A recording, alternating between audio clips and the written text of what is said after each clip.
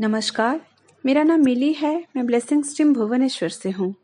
आज हम लेखिका देना मैरियम जी के द्वारा लिखी हुई पुस्तक the untold story of Sita या सीतायान के पार्ट 2 के चैप्टर 12 जो है the education of Lav and Kush यानी लव और कुश की शिक्षा, उसका हम आखिरी खंड सुनेंगे।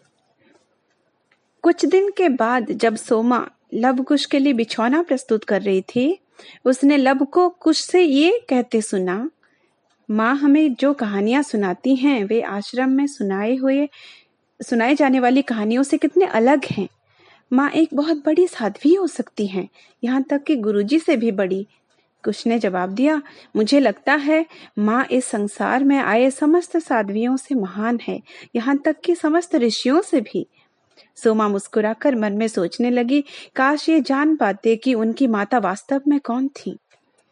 प्रतिदिन रात को सोने से पहले कहानी सुनाने की प्रक्रिया चलता जा रहा था।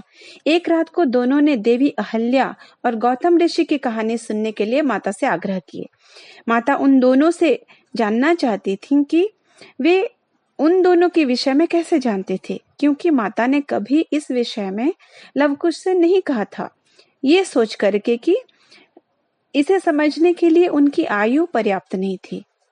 कुश ने उत्तर दिया कि आश्रम का एक बालक कह रहा था कि गौतम ऋषि ने अपनी पत्नी को अभिशाप दिया था क्योंकि वे अपने पति के प्रति अविश्वसनीय या अधर्मी थीं। इसका अर्थ क्या है माँ?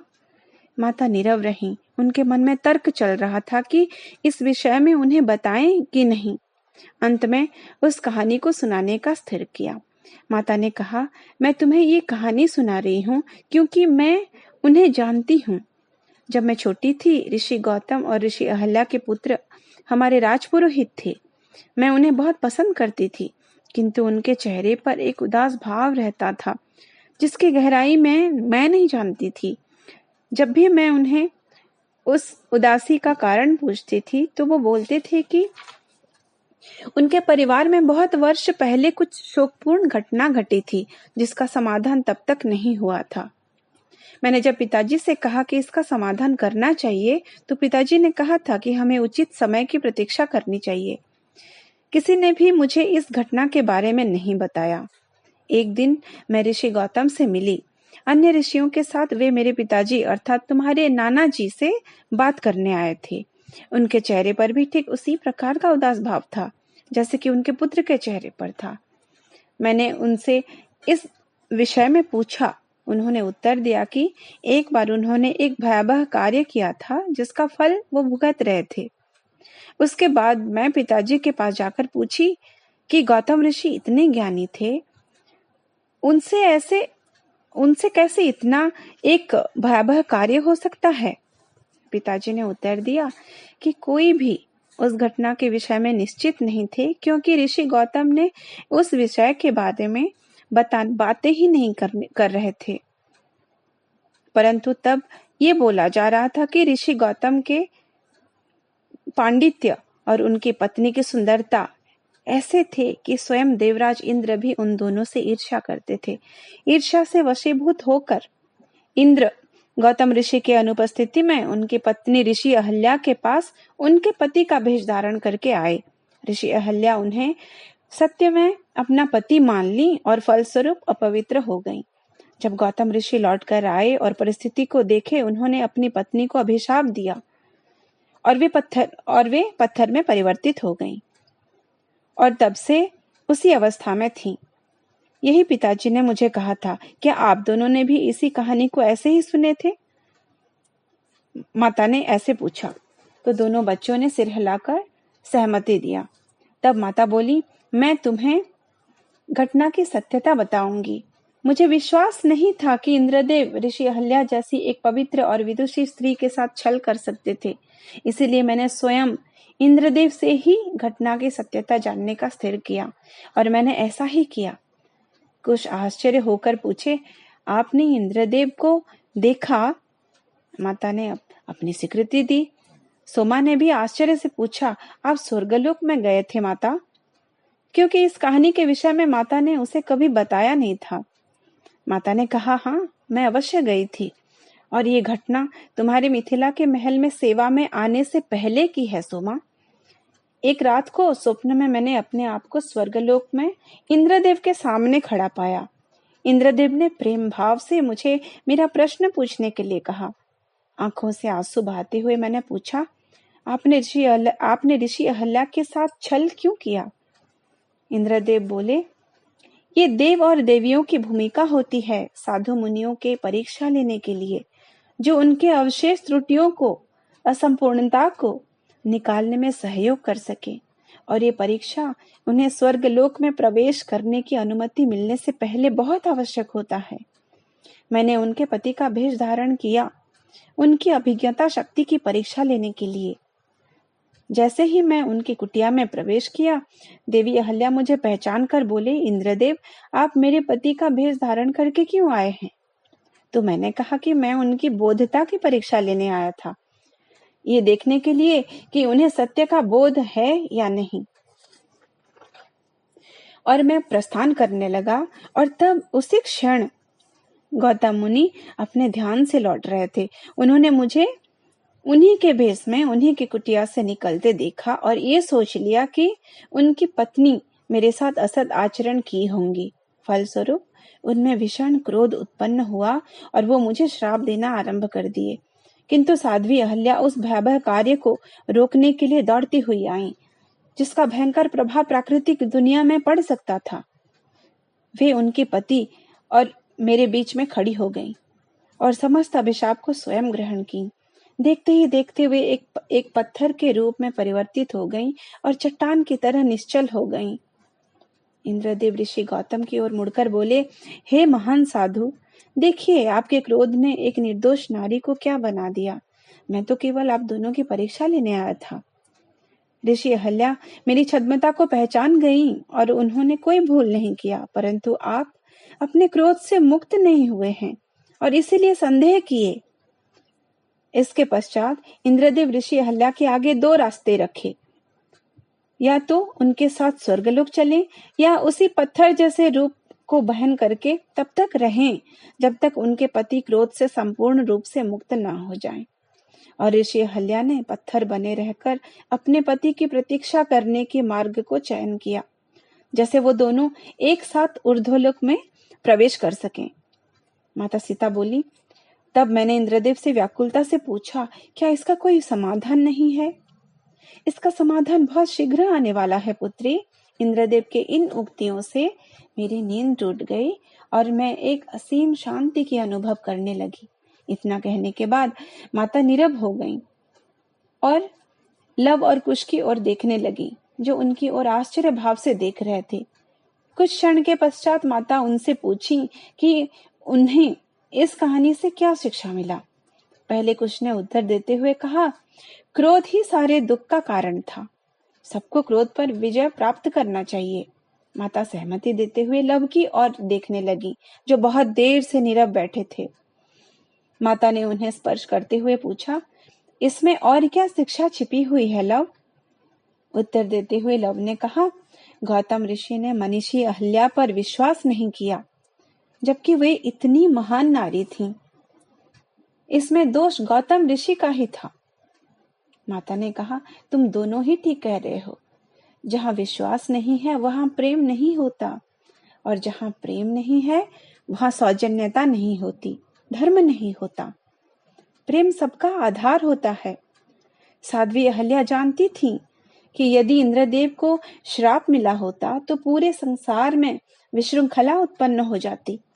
इसीलिए अपने विषय में बिना सोचे संसार के प्रति उनके प्रेम के कारण उन्होंने हस्तक्षेप किया और अपने पति के प्रति प्रेम के कारण पत्थर रूप में बने रहने का निष्पत्ति लिया। गौतम ऋषि के पास ज्ञान था, पर साध्वी अहल्या के पास प्रेम था। प्रेम के बिना ज्ञान बुद्धिमता नहीं कहलाती। जब गौतम ऋषि ने देखा कि उन्होंने अपनी पत्नी के साथ क्या कर दिया था, वे बहुत व्याकुल हो उठे और घोर तपस्या करके अपने भूल का प्रायश्चित करने की प्रतिज्ञा किए। और इस प्रक्रिया में उन्होंने अपनी पत्नी को अकेला असहाय छोड़ दिया, जो कि उनका दूसरा बड़ा भूल था। जिन्होंने उनके लिए इतना बड़ा बलिदान दिया था, उनकी देखभाल करने से अधिक महत्व अपनी तपस्या को दिया। ऋषि अहल्या की उस अवस्था में देवियों ने उन्हें जीवित रखा। ऋषि गौतम को बहुत वर्ष लग गए प्रेम अर्जन करने के लिए और क्रोध के अंतिम चिन्ह से और संदेह से अपने आप को मुक्त करने के लिए। माता हंसकर बोलने लगी, इसीलिए साधुएं अपनी उन्नति के लिए तपस्या करने चले जाते हैं, परंतु यदि वे अपने हृदय को सृष्टि के प्रत्येक कण में बसे प्रेम को ग्रहण करने के लिए खोल देते हैं, उनकी उन्नति शीघ्र हो जाता है। मैं नहीं कहती हूँ कि तपस्या करना अच्छा नहीं है या आवश्यक नहीं है, किंतु यदि ये हृदय में प्रेम नहीं भर सकता, इसका कोई अर्थ नहीं है। ये शक्ति तो देता है, परंतु बुद्धिमता नहीं, और बुद्धिमता रहित शक्ति अनेकों के पतन का कारण होता है। माता चुप हो गईं, जैसे कि वो स्वयं के शब्दों से प्रतिबिंबित हो रही थीं। किंतु माँ, आपने कहानी को पूरा नहीं किया, कुश ने आग्रह किया। क्या वे पिताजी नहीं थे? मेरा अर्थ है महाराज राम नहीं थे, जिन्होंने माता अहल्या को श्राप मुक्त किया था? माता बोली, तुम ठीक कह रहे हो, वो महाराजा राम ही थे जिन्होंने दोनों को मुक्त किया था। ऋषि गौतम को क्रोध और संदेह से मुक्त कर प्रेम प्राप्ति के लिए उनके हृदय के द्वार को खोलने में सहायक बने थे और माता अहल्या को अपने पत्थर रूपी जीवन से मुक्त किए थे। जब श्री राम ने पत्थर रूपी माता अहल्या के चरण स्पर्श किए, वे पुनः चलने बोलने लगीं, अपने मूल स्वरूप में वापस लौटी। उसके बाद माता बच्चों को सुलाने ले गई। जब सोमा माता के लिए रात्रि पानीय लेकर आई, उसने माता को बाहर चुपचाप बैठा देखा। उनके हाथों में पानीय देकर वहीं पास बैठ गई। माता बोली, मैं आश्चर्य होती थी कि साध्वी अहल्या को अपने ही द्वारा ली हुई दंड से कष्ट क्यों भोगना था, परंतु मैंने एहसास किया कि उन्होंने वो कठिन परीक्षा अपने पति के प्रति प्रेमवश लिया था, जैसे कि वे अपने क्रोध और शंका से बाहर निकलकर उनके साथ स्वर्गलोक में प्रवेश कर सकें। इस दिन से पूरे संसार माता अहल्या को दोषी मानती है और कोई भी उनके महान त्याग के विषय में नहीं जानते। अपनी पत्नी को इतनी पीड़ा देने के कारण ऋषि गौतम कठिन ध्यान साधना किए, पर इससे उनके हृदय का द्वार नहीं खोला, और ये तब खुला जब श्री राम के प्रेम ने माता अहल्या को मुक्त किया। तुम्हें याद है सोमा, राम के मिथिला में पहुंचने से पहले जब हमने ये कहानी सुना था? माता सोमा से पूछी। सोमा सहमति देते हुए सिर हिलाई। माता बोलने लगी, उसी क्षण मैं पहचान गई थी कि ये वही थे जिन्होंने मेरे जंगल में हुई गंभीर ध्यानावस्था में मुझे मेरे स्थूल शरीर में वापस लाए थे। क्या लंबे वर्षों के पहले के उस दिन का स्मरण तुम्हें है सोमा?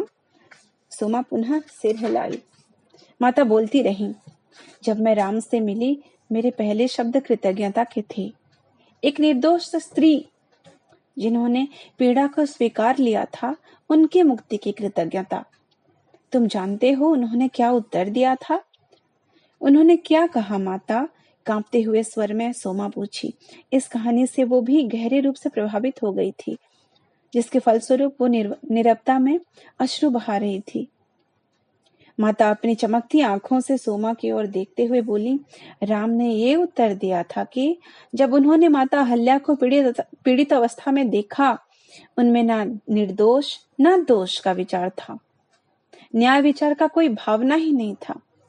उन्होंने केवल उस पत्थर स्वरूप के भीतर कैद असीम प्रेम को देखा, और वे जान गए थे कि उन्हें उस प्रेम को बाहर निकालना था, जैसे कि वो पुनः संसार में बहने लगे। इसलिए वो इस संसार में आए हैं सोमा, सबके भीतर बसे प्रेम को बाहर निकालने के लिए। उनके स्वरूप का उद्देश्य ही यही है। परंतु नारियां ही कष्ट क्यों सहे माता? सोमा पूछी। उसने देखा था कि कैसे उसकी माता सीता, नारियों के देवी ने कितनी पीड़ा, कितना दुख सहा था। सोमा के मन के विचारों को जानकर बहुत ही प्रेम भाव से माता ने कहा, सोमा, मैं इस संसार में केवल एक महारानी बनने नहीं आई हूँ, ये तुम जानती हो। किंतु माता, आप एक महारानी हैं, आंसू पोंछते हुए सोमा बोली। माता बोली, वो मैं हूं, किंतु मेरे आने का कारण वो नहीं है।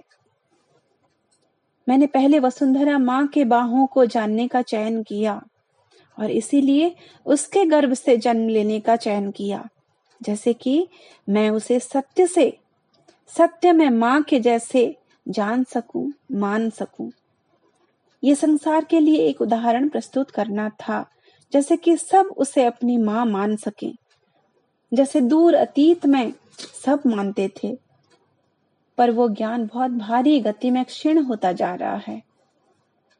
ये बोलने के बाद माता सोमा से दृष्टि हटाकर दूर तक देखते हुए बोली, मैं बार बार इस धरती पर आऊंगी सोमा, कभी दृश्य और कभी अदृश्य, नीरवता से कार्य करते हुए उस ज्ञान को वापस लाने के लिए कि पृथ्वी माता को प्रेम करो और उसके सभी जीवों को प्रेम करो, इसीलिए मैं आई हूं। माता के इस उक्ति के साथ आज का ये अध्याय यहीं पर समाप्त होता है। नमस्कार।